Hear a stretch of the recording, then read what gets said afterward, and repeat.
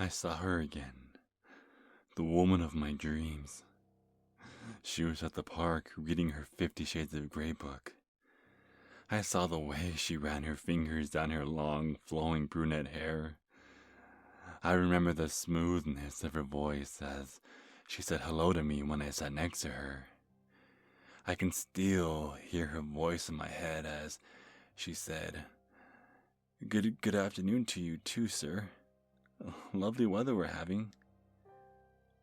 When she said her name, Cecilia, the way her hazel eyes shimmered against the afternoon sun, almost as if they were a red color.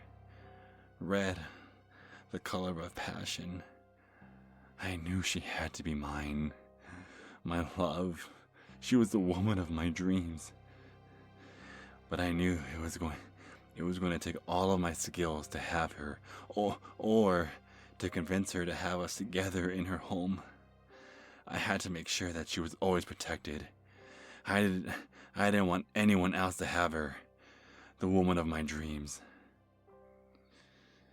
The next day, I saw her at the grocery store. I followed her inside. I'm sure she didn't notice. She was too busy admiring herself, admiring her beauty on her phone camera. I don't think she saw me in the frame. She smiled, as she probably knew how gorgeous she was. I followed her down to the produce aisle. She was looking at the bananas and the eggplants. She was admiring them, touching them gently. She's probably finding ways to tease me once I make her my bride, the woman of my dreams. I took great pleasure in admiring the way she walked so elegantly in those black high heels. The way it makes her legs stretch for days riled me up. She turned her head slightly, and to avoid getting caught, I had no choice but to hide in the dried foods aisle and count to 10. When I took a peek, she was already down to the butcher section. Now, she had to have been teasing me because she purchased the thickest sausages and the way she took them in her hands. Shit, I think she just saw me. The next day, I saw her jogging. God, she can run fucking fast. Almost non-human fast. She's probably just athletic. She stopped as soon as she saw me. She greeted me by my name, and we exchanged small talk for a while. I think she's really digging me. The way she played with her hair as I was giving her compliment after compliment. I couldn't help but notice the sweat drip from her neck to her. She gave me a wink, and she bit her bottom lip. One of her teeth is a little bit sharper, but a lot of women have that. She's definitely wanting me. I couldn't take it anymore. I had to know where our future home would be, together. I couldn't believe my eyes. She had an amazing home. It was a 2-story house, a lovely yard, but I knew I couldn't just make my way inside through her front door. I probably had to surprise her and go in through her. I probably had to go in through her back door.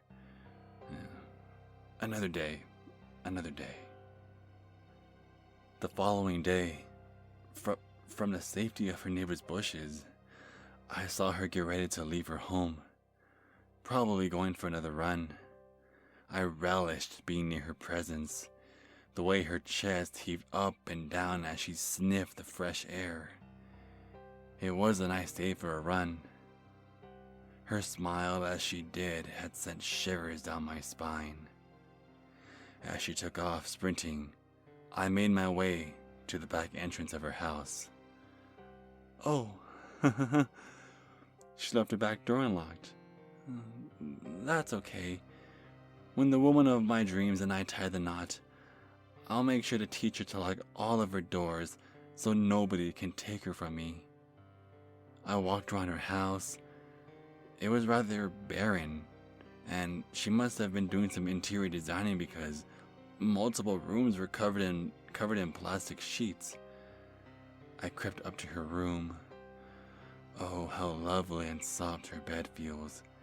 I can imagine her and I spending endless nights here, cuddled together. The way her clothes smelled, all of them. The ones from Victoria's Secret smelled the best. Oh, you're home early. The woman of my dreams is in our new home. Wow, how you look so elegant walking in the door. The way you stretch your strong, beautiful muscles. I must contain my excitement. I can see you from the corner of the wall next to our stairs. Oh, shh. It's okay. You didn't see me retreat into your bedroom. Your closet is awfully spacious. I could stand perfectly comfortable and watch everything. I was in pure shock when I saw you change into that clear plastic robe. Probably trying to sweat off all the ideas of you and me out of your mind. Seeing every lovely curve of your body through that clear plastic robe. You smiled as you passed by the closet. Getting ready to have time to yourself? It's okay. I'll be in that room shortly to make you the woman of my dreams. Mine. I waited for time to pass, and that's when I decided to enter the room you're in. But when I opened the door, I couldn't find you. I only saw a wooden table with...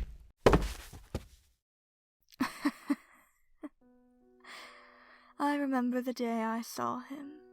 My next target.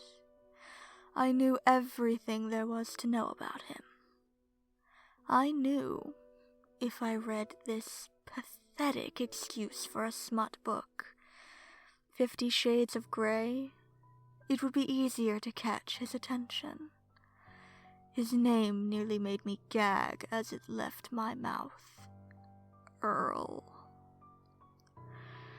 I had to give him one of my fake names, and I chose to go with Cecilia. I said it in the most sultry way possible. I saw the gleam in his eyes when I made eye contact with him. I did my best to keep my eyes from turning red, not sure if he noticed. The next day, I went to the supermarket wearing an outfit that really showed off my personality, even though I was already stocked up on all the meals I would ever need for the month. I knew he was behind me, so I pretended to check my appearance on my selfie camera. I smiled at how gorgeous I was, and the fact he thought I didn't notice him. This was going to be easier than I thought. Knowing how simple his male brain worked, I made sure he followed me to the produce aisle where I admired the eggplants and bananas.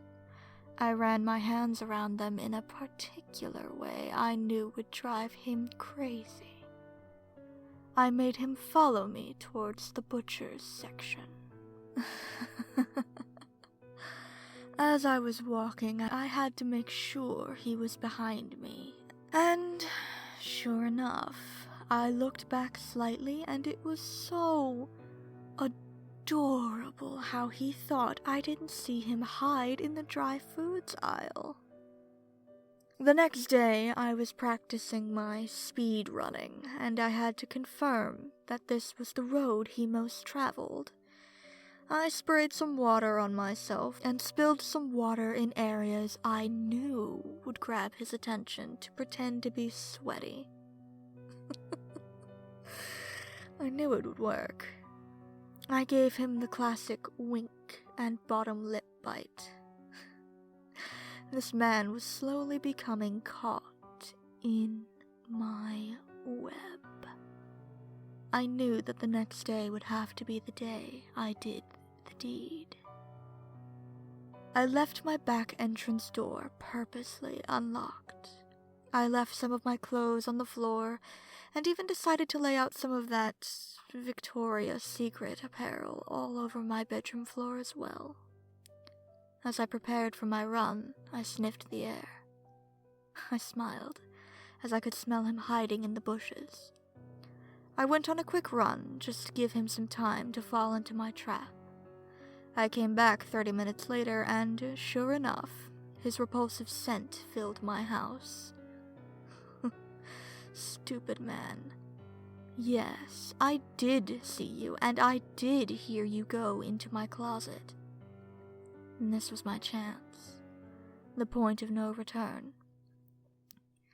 I changed slowly, in front of the closet, knowing he was in there staring, and put on my clear plastic robe. Blood easily washes off this, even if most of it I was going to drain from his body. I walked into another room where I had everything set. And like light to flies, the door opened, and in he walked.